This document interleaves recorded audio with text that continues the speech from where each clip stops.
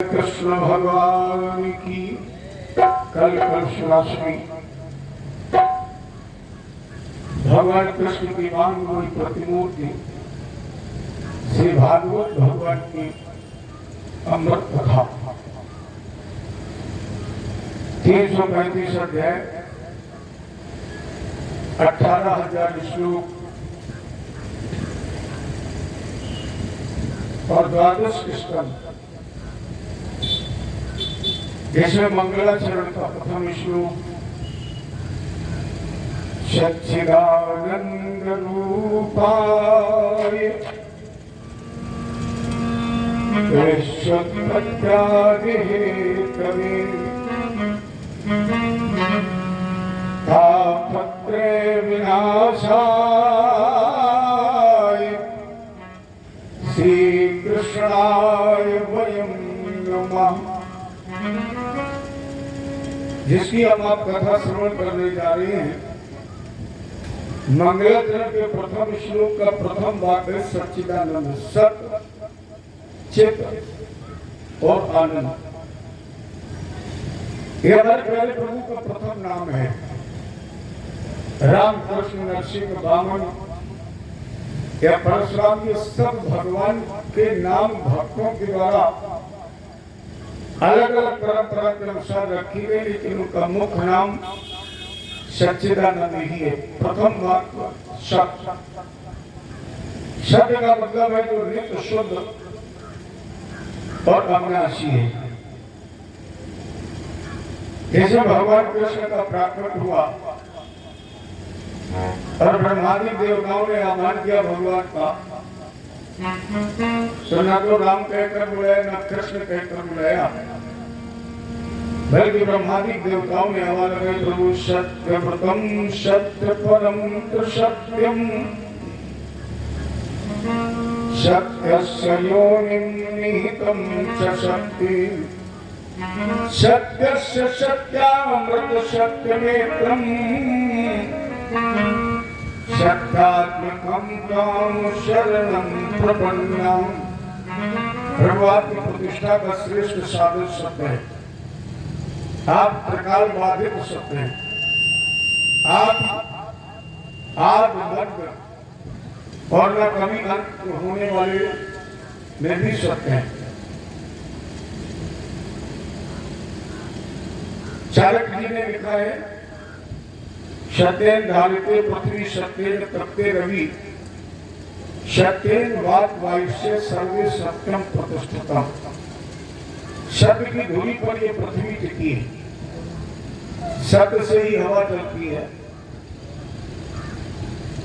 सत्य से ही सूर्य प्रकाश देता है, अथवा सर्वे सत्यम प्रतिष्ठितम्। जहां तक हमारी आपकी दृष्टि पहुंच रही, जो भी हमें आपको दृष्टि गोचर हुआ है, वो सब सत्य की धूलि पर ही टिका है।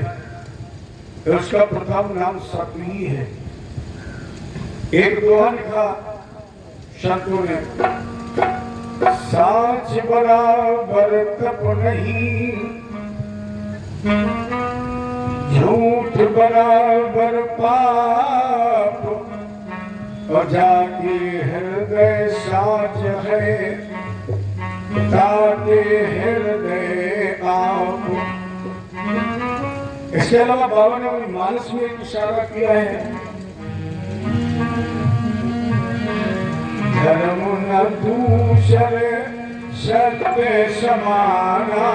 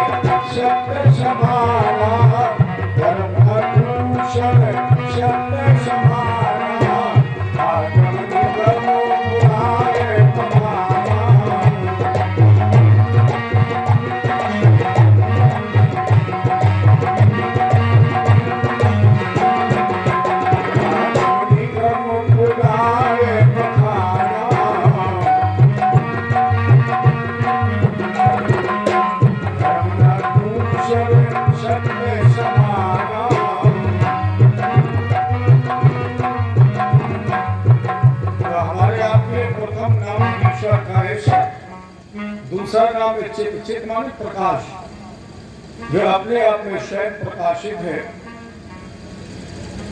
जैसे सूर्य चंद्रमा और नक्षत्र भी प्रकाशित हैं। उसका तीसरा नाम है आनंद। आप पूरे विश्व की डिक्शनरी उठाएं, आपको आनंद का विलोम नहीं मिलेगा। सुख का विलोम दुख है, हर्ष का विषाद है, जन्म का मृत्यु है, लेकिन आनंद का कोई विलोम नहीं है। आनंद केवल परमानंद की शरण में जाने से ही प्राप्त होता है। ऐसे सच्चिदानंद, सत चित आनंद, जब नाम में उनके तीन वाक्य हैं तो तीन प्रकार के कार्य भी करता है।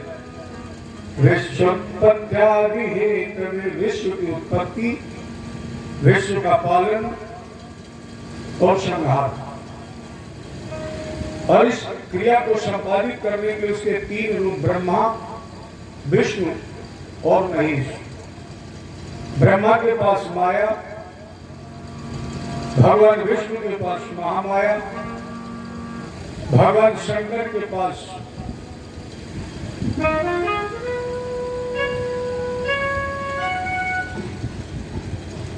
ये तीन प्रकार की माया है। माया, योग माया, महामाया। ब्रह्मा की माया के द्वारा संसार की उत्पत्ति, जन्म का हेतु। भगवान विष्णु योग माया के द्वारा संसार का भरण पोषण पालन, और भगवान शंकर महामाया के माध्यम से इस संसार का उपसंहार। इस तीन प्रकार की सृष्टि में तीन प्रकार की बीमारियां भी हैं। तापत्रय विनाशाय, जो तीन प्रकार की बीमारियां हैं, दैहिक, दैविक और भौतिक। इन तीनों तापों का विनाश करने वाले श्री कृष्णाय वेदुमा, यह श्री लक्ष्मी का सूचक है। यहाँ अप्रत्यक्ष अप्रत्यक्ष रूप से श्री का संबंध राज राजेश्वरी महारानी राधा जी के लिए किया गया। अर्थात वेदव्यास जी ने कहा कि हम यादवेंद्र सरकार 16 कलाओं से धरा को विभूषित करने वाले धर्मधर वाहक कृष्ण के साथ साथ श्री राज राजेश्वरी महारानी राधा जी के चरणों में प्रणाम करते हैं, नमन करते हैं, नमस्कार करते हैं। इसके बाद श्री सुखदेव जी की चरण वंदना की गई और वेदव्यास जी ने वंदना में लिखा, यम प्रभजंतम अनुपेतम वेद कृत्यम दैवायनो विरहनाकर आजुहाव पुत्रेति तन्मयतया सर्वोभिने दुष्टम सर्वभूत हृदयम मुनमानतोषी। अजान बाबू संस्कार शून्य। महात्मा जिसने माँ के गर्भ को ही 12 वर्ष के लिए मंदिर बना दिया हो, जिसने 12 वर्ष तक माँ के गर्भ में बैठ करके साधना की हो, तपस्या की हो, ऐसे व्यक्ति को संसार के किसी संस्कार की आवश्यकता नहीं है। पुत्रेति तन्मया, जिन्होंने अपने में अपने पिता को तन्मय कर लिया है, ऐसे संस्कार शून्य श्री सुखदेव जी महाराज के चरणों में मेरा प्रणाम है, नमन, वंदन और नमस्कार है। जन्मत ही जग दुख निरख नरा लपेटे अंग, अभाग चले सुखदेव जी लगे पिताजी संग। जन्मते ही जिन्होंने नारा अपने कमर में लपेट लिया और भागे, जो माया मोह से रहित संसार के प्रपंच से ग्रस्त, ऐसे परमहंस अवधूत कृष्ण स्वरूप श्री सुखदेव जी महाराज के चरणों में प्रणाम। इसके बाद कथा का प्रारंभ हुआ नैमिष। किसी भी पुराण की, किसी भी धार्मिक चर्चा की पूर्णता बगैर नैमिष की असंभव है। और लगभग नैमिष के महात्म्य में हर पुराण में कुछ ना कुछ विवरण, कुछ ना कुछ वर्णन या महत्ता गाई गई है। जैसे देवी भागवत में प्रमाण आता है कि जब इस पृथ्वी पर अधर्म, अनीत, अन्याय का बोलबाला हुआ तो शत्रु ब्रह्मा जी के पास पहुंचे। ब्रह्मा जी से निवेदन किया कि महाराज जी कलकाल सर्वत्र व्याप्त है, तो अब मेरा निवास कहाँ हो। उस समय पर ब्रह्मा जी ने मनोमय चक्र को छुआ और कहा तुम इस चक्र के पीछे पीछे जाओ, जहां जाकर इस चक्र की नींव रुक जाए, जहां पर इस चक्र की धुरी रुक जाए वहीं तुम निवास करना। मेरा वरदान है कि वहां पर कभी कलयुग का प्रवेश नहीं होगा। तो ये चक्र जहां पर आकर के रुका, धुरी को कहते हैं नींव। जहां पर आकर इस चक्र की नींव रुक गई, धुरी रुक गई, उसी नींव से उस स्थान का नाम नैमिष पड़ा। विष्णु पुराण के आधार पर एक कथा और मिलती है कि यहाँ पर एक गौरमुख नाम के महात्मा तपस्या करते थे। इनके यज्ञों में, तपस्या में या धार्मिक अनुष्ठानों में अशुभ व्यवधान करते। एक बार आवेश में आकर के महात्मा जी ने उन समस्त असुरों की तरफ देखा तो एक निमिष मात्र में ये पलक आंख की सुरक्षा में झपकती है। इसमें जो समय लगता है इसी को कहते हैं निमिष। एक निमिष मात्र में जहां पर समस्त असुरों का संहार कर दिया, उस निमिष मात्र से उस स्थान का नाम पड़ा नैमिष। बड़ा पुराण के आधार पर यह नैमिष क्षेत्र अवध प्रांत के सीतापुर जिले में स्थित है। और महात्माओं यहाँ पर गंगा नदी का, सरयू नदी का प्रवाह होता है। और इस क्षेत्र में जो गोमती नदी में आकर के स्नान करते हैं, तर्पण करते हैं, उनका निश्चित जन्म जन्मांतर के पाप नष्ट होते हैं और भगवान की सेवा में पहुंचते हैं। इसी नैमिषारण्य में एक बार सौनकादिक 88,000 ऋषियों के साथ सूत जी का समागम हुआ। उच्च व्यासपीठ पर सूत जी को प्रतिष्ठित किया और पूजन अर्चन वंदन करने के बाद कमरदी नैमिषे सूतमासीनम विवाद महामतिम। हम भगवत कथा सुनना चाहते हैं। कथा रसस्वादे कुशलो संकोश प्रवीत। कोई सी ऐसी ज्ञान की ज्योत जलाइए, कोई ऐसी भगवत चर्चा जिसकी छत्र छाया में आने से हमारी अज्ञानता का विध्वंस हो जाए। अज्ञान ध्वंस विध्वंस कोटि शूर शम प्रभु। जिस ज्ञान चर्चा में करोड़ों सूर्य के समान तेज, करोड़ों सूर्य के समान प्रकाश हो, जिसके श्रवण करने से भक्ति ज्ञान और वैराग्य की वृद्धि हो जाए। भक्ति ज्ञान विरागाप्यो विवेको वर्धते महान। माया मोह निरासस्यैव वैष्णवे क्रियते कथम। कवि घोरे कलौ प्रायौ जीवश्चाशुरसंगता क्लेशाक्रान्तस्य तस्यैवो शोधने किं परायणम्। महाराज जी कलयुग में धर्म अनीत का साम्राज्य है। तो इस कलयुग के अमंगलकारी समय में, अराजकता में, अधार्मिकता में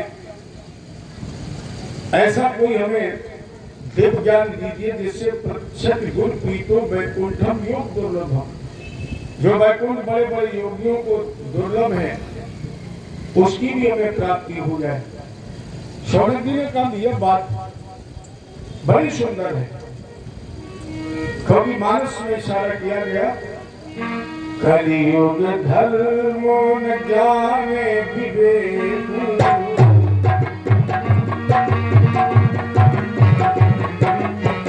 कलियुग धर्म न ज्ञाने विवेक, कलियुग धर्म न, कलियुग धर्म न ज्ञाने विवेक, राम नाम अवो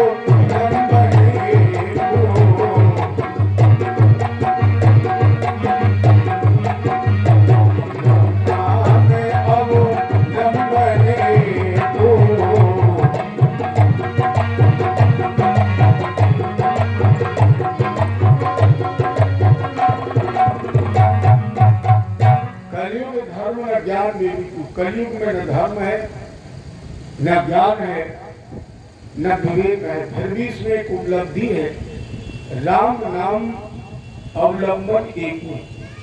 जो फल व्यक्ति को सतयुग में तपस्या से, जो फल व्यक्ति को त्रेता में यज्ञ से, द्वापर में जो फल मिलता है व्यक्ति को दान से, कलयुग में वो फल मिलता है केवल भगवत नाम स्मरण करने से, भगवत कथा सुनने से। महात्मा ने बहुत सुंदर प्रश्न किया। सूत जी ने कहा, सर्व सिद्धांत निष्पन्नम संसार भयनाशनम प्रीति शौनक चित्ते के हतो मन विचार छम। हम तुम्हारे सामने वो ज्ञान की ज्योति जलाने जा रहे हैं, प्रज्वलित करने जा रहे हैं, जिसकी छत्र छाया में आने से संसार के समस्त भय का विनाश, समस्त दुखों का विनाश हो जाएगा। क्योंकि इस ज्योति में, इस ज्ञान में, इस सत्संग में या इस सत्य चर्चा में जो हम आपके सामने कहने जा रहे हैं वो सारे सिद्धांतों का निचोड़ है। यह सारे सिद्धांतों का समावेश है जो वेदों का निचोड़ है। लेकिन इसके श्रवण करने के लिए महात्माओं में कार्य करना पड़ेगा। इसके लिए एक विशेष आवश्यकता पड़ेगी और वो आवश्यकता है इस कथा को आप सावधान होकर के सुने।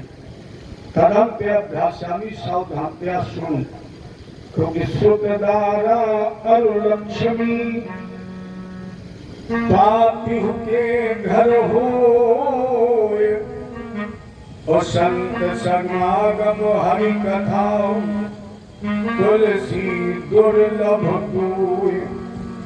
सुतदारा अरुलक्ष्मी, पुत्र, भाई, धन, मित्र, शारीरिक व्यवस्था एक अधम अपराधी में आदमी हो सकती है, लेकिन भगवान की कथा बगैर ईश्वर की कृपा से, संत समागम हरि कथा। और आज तो हमें आपको तीन बहुमूल्य रत्न मिले हैं। पहला रत्न मिला नर शरीर, मानव शरीर। मानस ही इशारा कर रही है, बाबा कह रहे हैं, बड़े भाग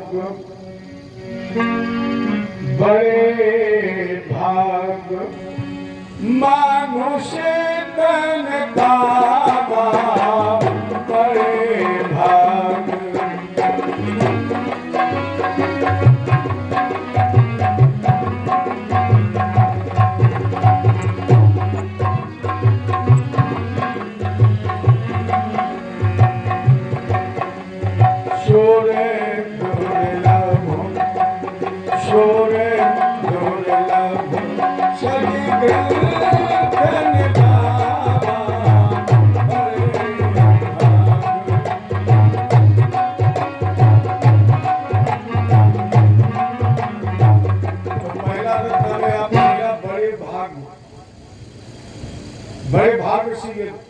तन मिला जो देव दुर्लभ है, शिव दुर्लभ।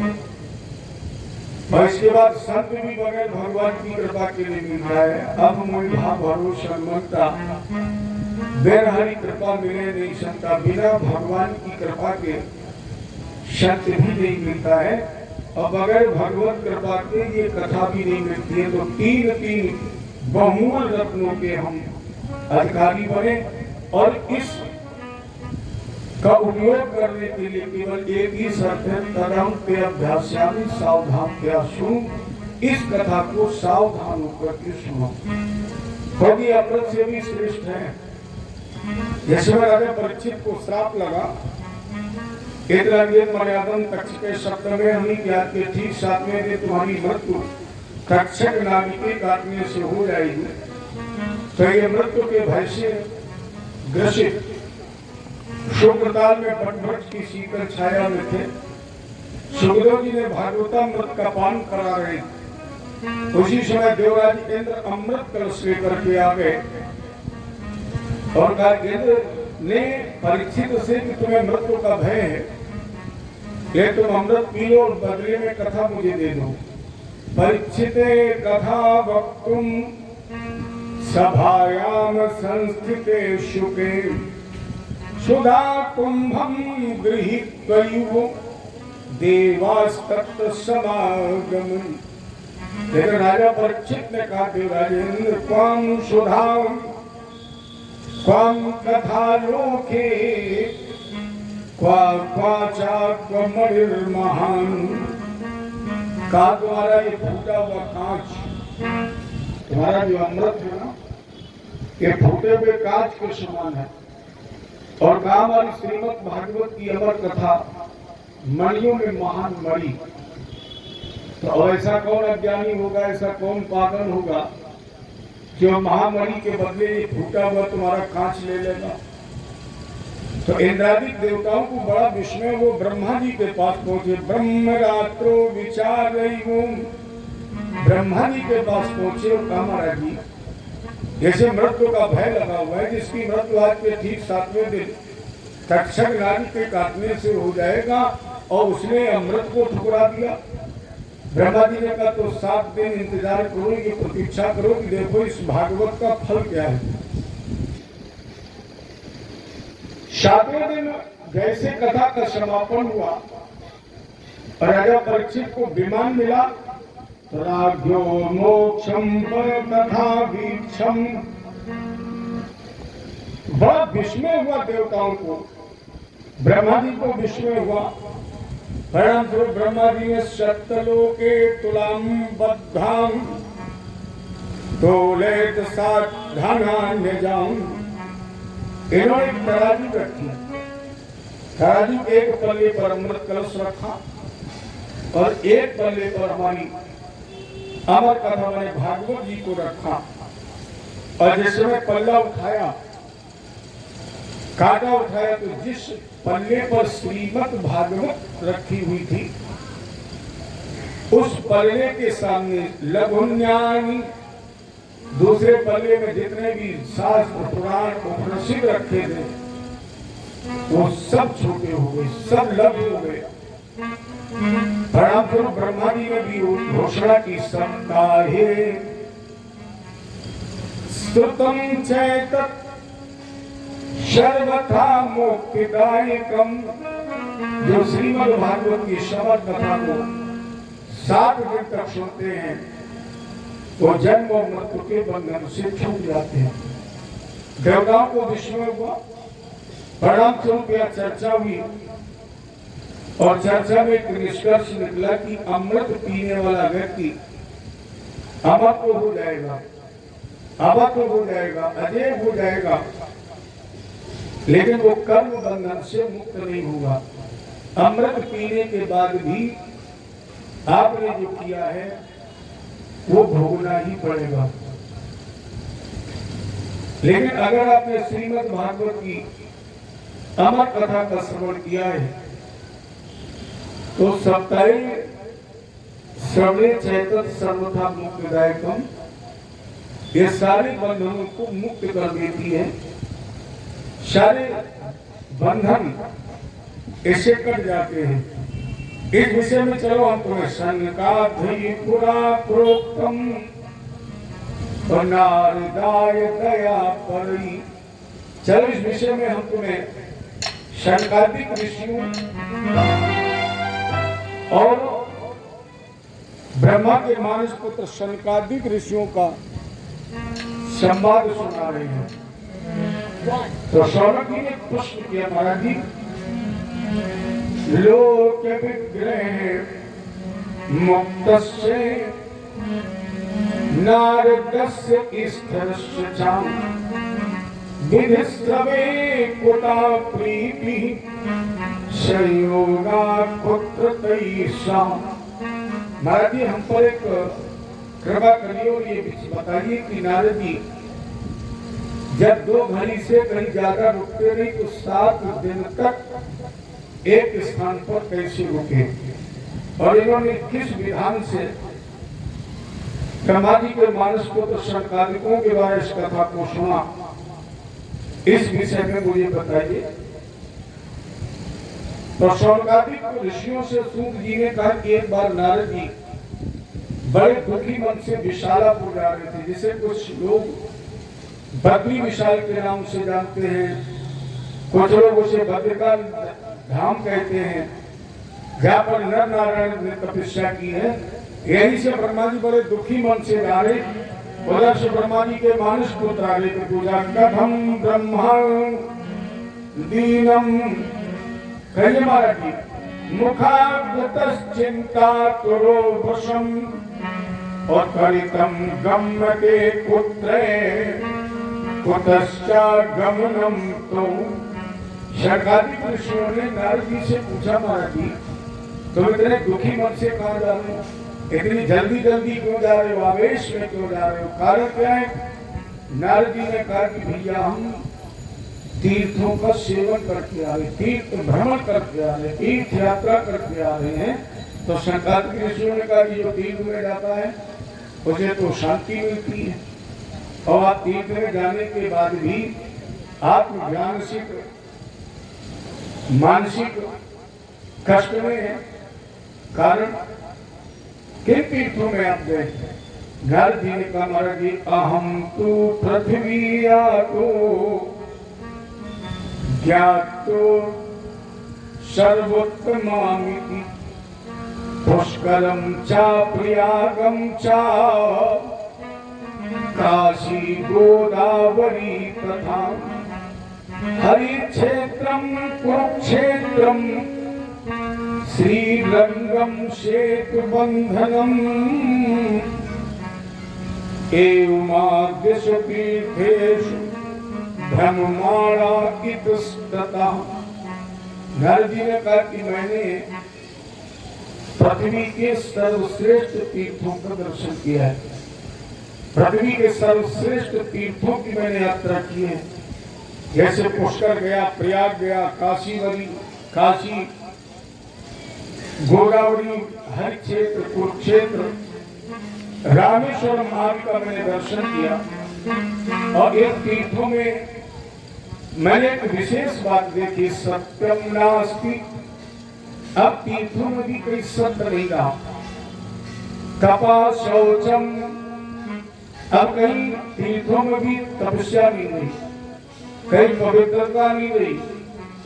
हमने देखा ही बड़े बड़े सर्वश्रेष्ठ तीर्थों में भी दया दानम न विद्धति, एक तीर्थों में भी न कहीं दया है, न कहीं दान है, न धर्म है।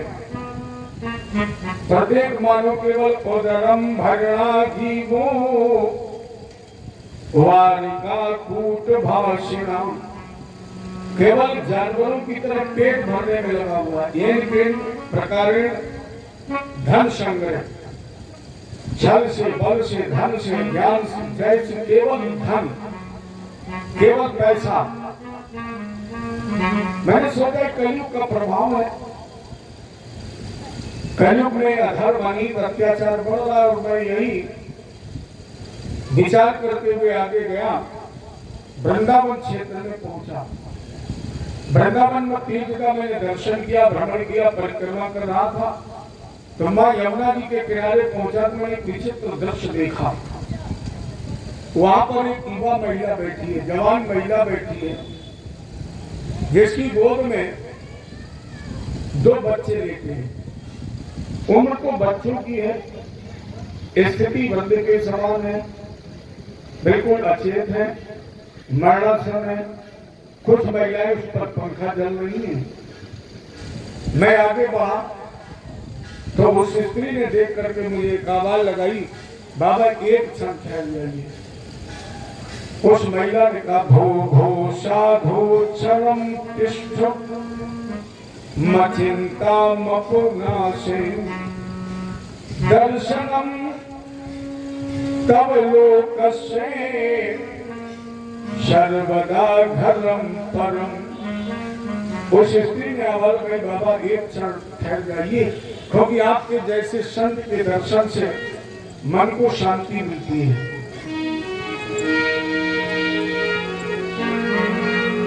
अबे मोही भाव, महाराज जी मैंने सुना है, अबे मोही भाव भरोसे हनुमंता।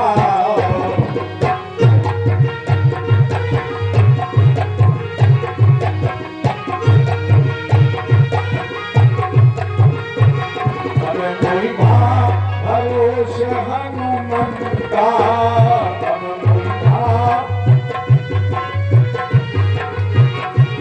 हरि कृपा नहीं शंका।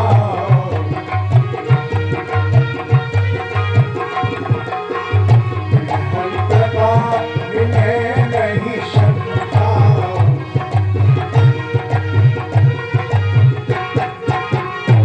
सत्संग विवेक न होई, सत्संग राम कृपा सुलभ न सोई।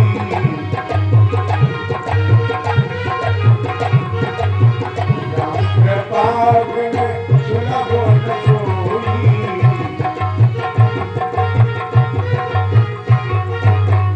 महाराज जी मैंने सुना है, अब मोह भाव भरोसा मनता बिना हरि कृपा, बिना भगवान की कृपा के संत नहीं मिलता है। अगर संत का दर्शन हो जाए तो कोट जन्म के माने करोड़ों जन्म के पाप नष्ट हो जाते। तो आगे से संत का दर्शन हुआ, इसलिए भो भो साधु क्षणम तिष्ठ, बाबा एक क्षण ठहर जाइए। तो नारद जी ने प्रश्न किया, देवी तुम कौन हो? यहाँ बैठी हो यमुना जी के किनारे, तुम्हारी गोद में जो वृद्ध बच्चे लेते हैं, ये तुम्हारे कौन है? इनसे तुम्हारा संबंध क्या है? बदले विसविस्तारम शस्य दुःखस्य कारणम। देवी तुम अपने दुख का कारण बताओ क्या है? तो उस स्त्री ने अपना परिचय दिया, महाराज जी मेरा नाम भक्ति है, अहम भक्ति ख्याता एमो में तनियो मतो ज्ञान वैराग्य नामानु काली योगेन जर्जरो। मेरा नाम भक्ति है और मेरी ये 2 पुत्र हैं, जिनमें से एक पुत्र का नाम है ज्ञान, दूसरे पुत्र का नाम है वैराग्य। तब नारद जी को बड़ा विस्मय हुआ, क्योंकि माता पिता वृद्ध हैं, बच्चे युवा है, प्राकृतिक स्थिति है। लेकिन बच्चे वृद्ध हूँ और माता पिता युवा हूँ, ये का प्राकृतिक स्थिति है। का पूरा परिचय दीजिए।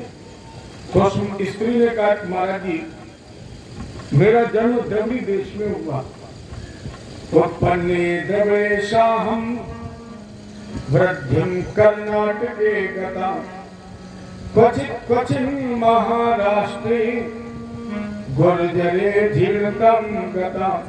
मेरा जन्म द्रविड़ देश में हुआ, बड़ी हुई मैं कर्नाटक में, वृद्धि कर्नाटक की गता, कहीं कहीं कर्नाटक में मैं बड़ी हुई।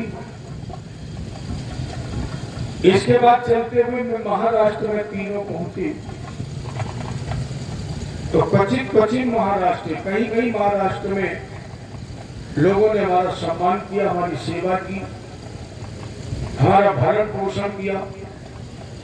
लेकिन हम जब तीनों चलते हुए गुजरात में पहुंचे तो गुर्जरे जीर्णतम गतम, गुजरात में पहुंचते ही हम तीनों मृत हो गए, मृत समान हो गए।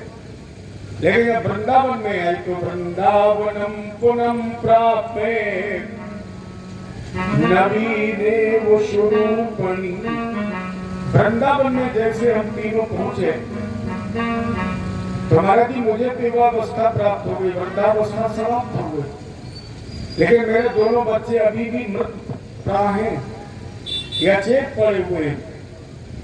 नारद जी ने कहा देवी चिंता मत करो, वृद्धा खेद से बाले अहो चिंता तुरा कथम, देवी तुम चिंता मत करो, अभी हम तुम्हारे पुत्रों को विवाहावस्था प्रदान करेंगे, अचेतन स्थिति इनकी समाप्त करेंगे, वृद्धावस्था से दूर।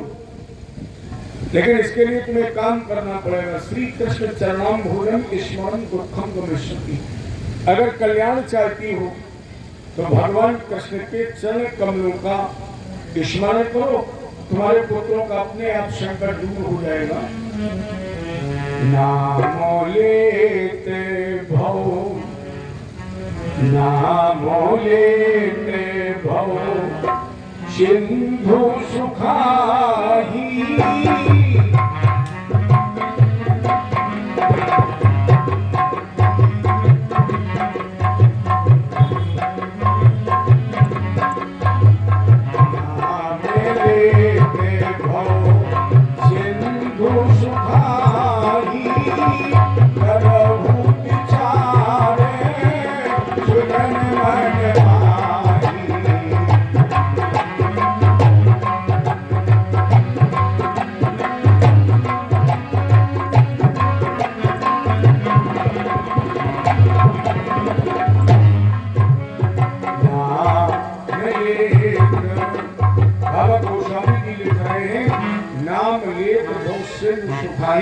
भगवान के नाम का स्मरण किया जाए तो अपने आप ही भवसागर सूख जाता है। इसलिए देवी अगर कल्याण चाहती तो श्री कृष्ण चरणम भोजम, भगवान कृष्ण के चरण कमलों का स्मरण करो, इनका नाम गाओ, क्योंकि सागर सुमिरन जे नर करही ते गोपद इव भवनी करही।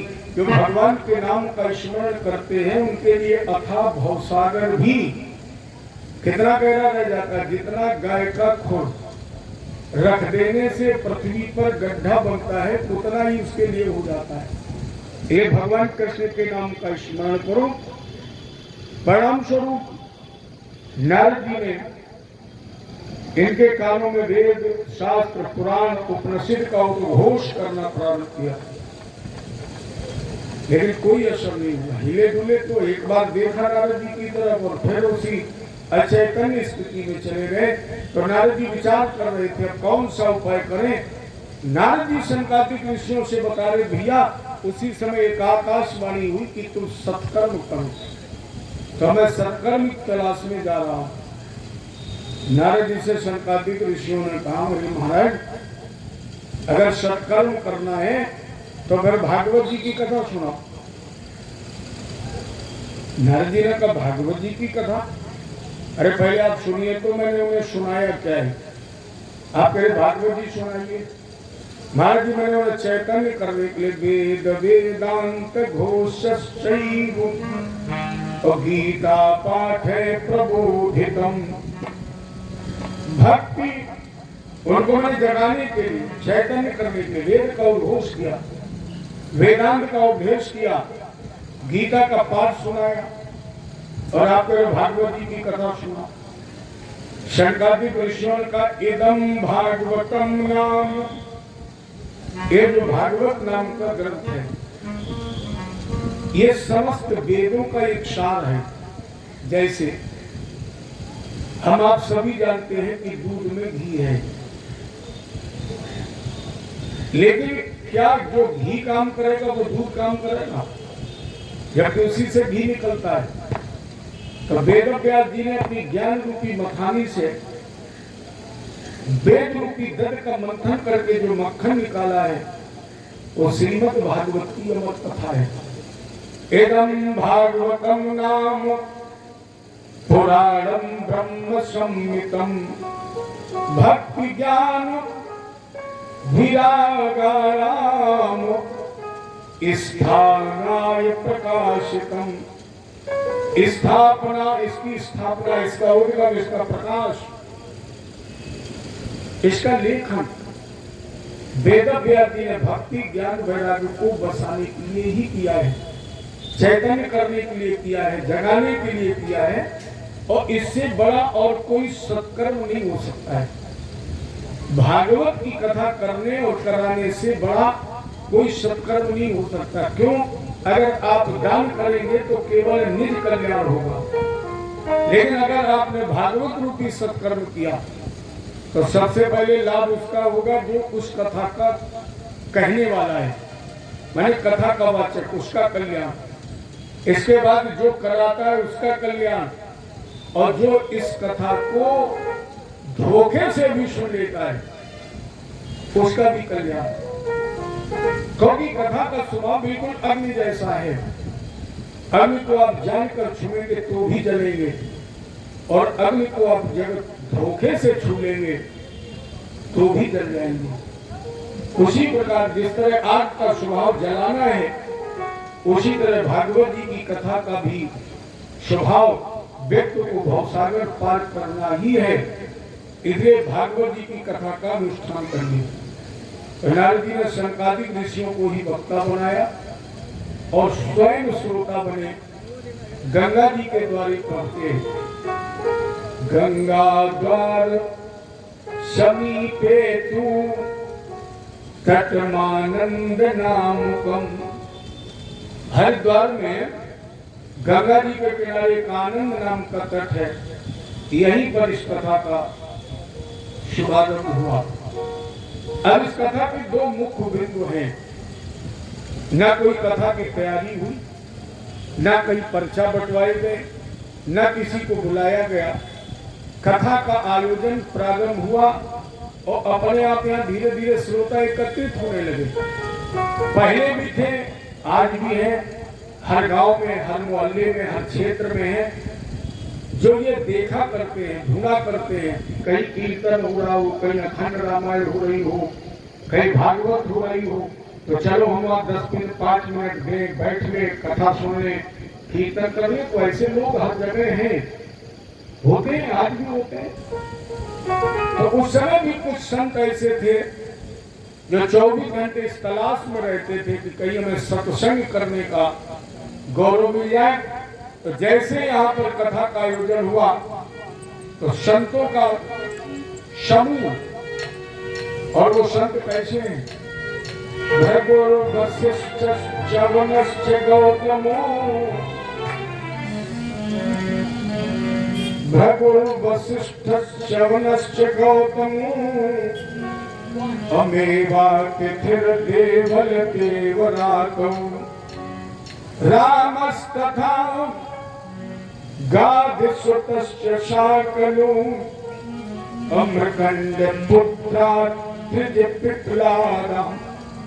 जैसे नारद और शंकादिक ऋषियों के मत में इस कथा का आयोजन प्रारंभ हुआ तो श्रोता के रूप में भ्रमण करते हुए पहुंचे भृगु, वशिष्ठ, च्यवन, गौतम, मेवातीर्थ, देवल, देवराज, इंद्र, प्रमथ, ऐसे संतों के मध्य में इस कथा का शुभारंभ हुआ। इस कथा का पहला बिंदु है। और दूसरा बिंदु जिनके लिए कथा का आयोजन किया गया है, भक्ति ज्ञान और वैराग्य के कल्याणार्थ, वो कहाँ है? वृंदावन में। कथा कहाँ हो रही? हरिद्वार में। कथा का शुभारंभ हुआ है गंगा जी के किनारे, और जिनके कल्याण के लिए कथा का आयोजन किया गया है वो बैठे हैं यमुना जी के किनारे। जैसे कथा का शुभारंभ हुआ तो स्थूल शरीर तो यमुना जी के किनारे है, लेकिन सूक्ष्म मन भगवान के चरणों में लगा हुआ है। मन से इस कथा को श्रवण कर रहे थे। जैसे 7वें दिन कथा का विश्राम हुआ, महात्माओं का आश्चर्य हो गया उस पंडाल में। बनमाली घनश्याम वेदवासा मनोहरम कांची कलाप रुचरोलल षण्मुकुट कुंडलम। जैसे सातवें दिन उसका था पांडल विश्राम हुआ।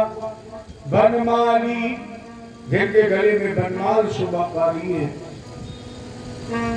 घनश्यामा जिनका वर्ण मेघ की तरह श्याम है। पीतवासा मनोहरा जिनके कंधे पर पीतांबर लहरा रहा है, जिनको कानों में मकरा के कुंडल बिजली की तरह खौंच रहे हैं, ऐसे भगवान चतुर्भुजी स्वरूप में वहां प्रकट हो गए। समस्त संतों ने इनका स्वागत किया।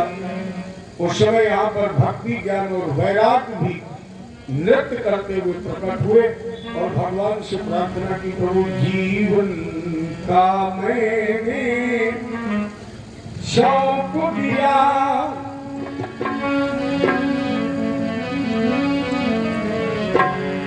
जीवन का मैंने सौंप दिया, सब भार तुम्हारे हाथों में।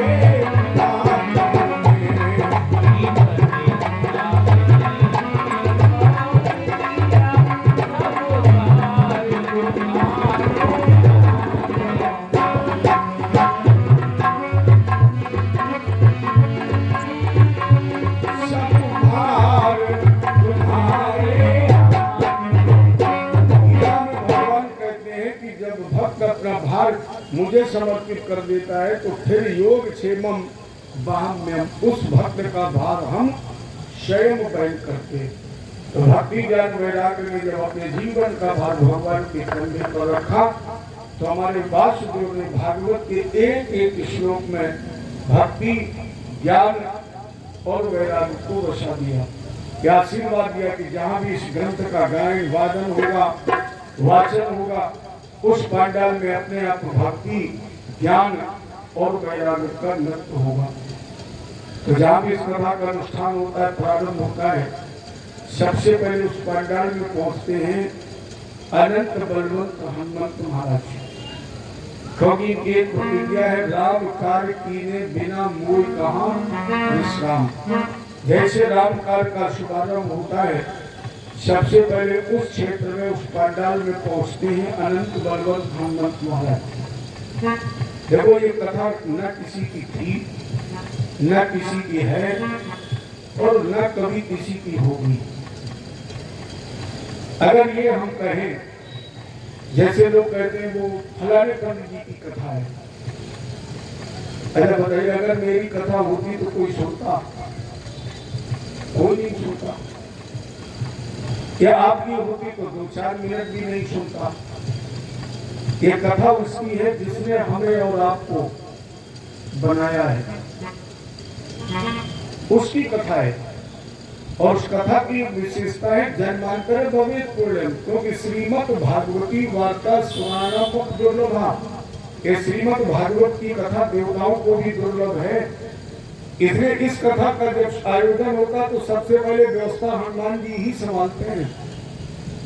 तो अप्रत्यक्ष अप्रकट रूप से इस पंडाल में सबसे पहले राम भक्त हनुमान का पदार्पण होता है।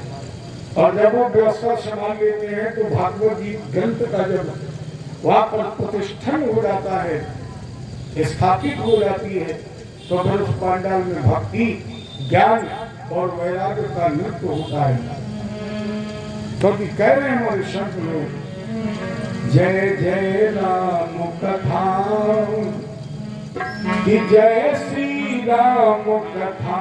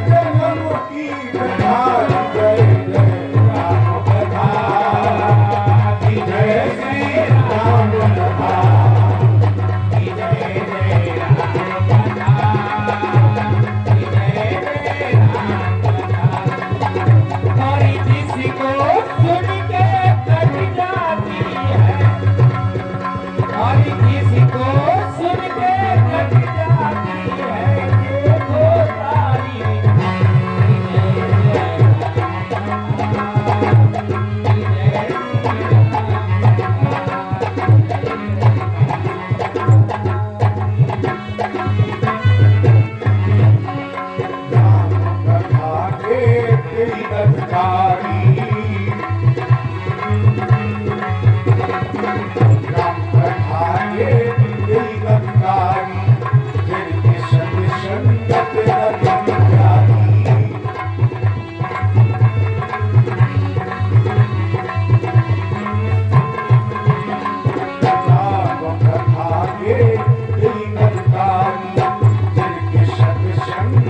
लगी प्यारी।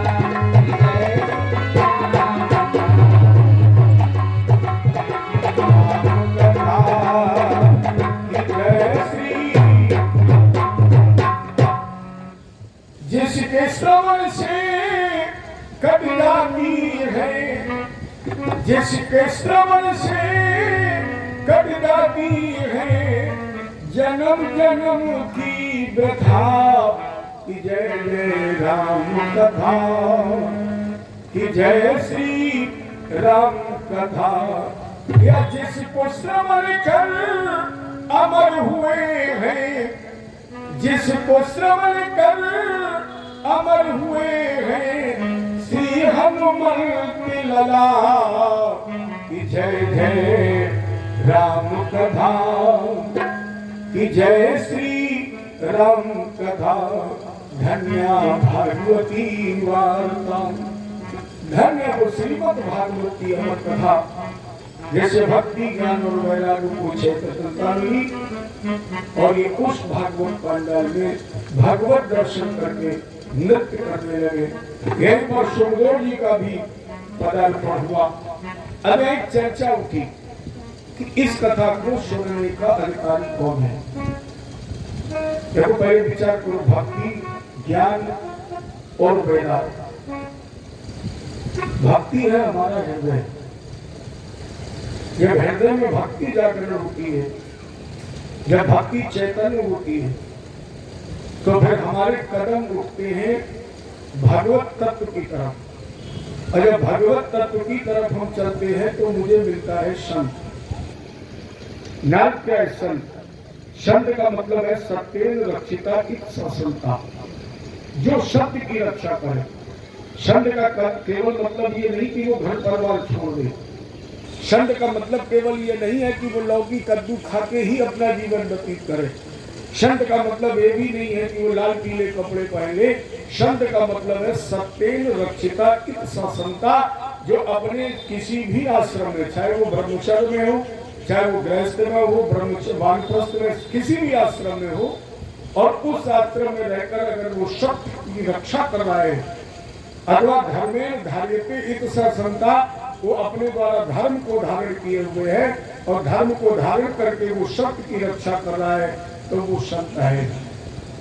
और ऐसा संत तभी मिलता है जब भक्त के हृदय में भक्ति नाचती है, भक्ति का जब जागरण होता है। और जब भक्ति का जागरण होगा, सत्संग मिलेगा, तो सत्संग से क्या मिलता है? ज्ञान। और भक्ति के पुत्र का नाम क्या है? ज्ञान। जब हम कथा सुनते हैं, सत्संग करते हैं, रामायण पढ़ते हैं, या मान लीजिए हम विद्यालय में पढ़ने जाते तो हमें वहाँ क्या मिलता है? ज्ञान। और ज्ञान का भाई है वैराग्य, हमारे सांसारिकता से निवृत्ति और परमात्मा के चरणों से प्रेम। जिस दिन संसार से निवृत्ति हो जाएगी और परमात्मा के चरणों से प्रेम हो जाएगा, उसी दिन हमारा आपका ये जीवन सार्थक हो जाएगा। जय कृष्ण भगवान की।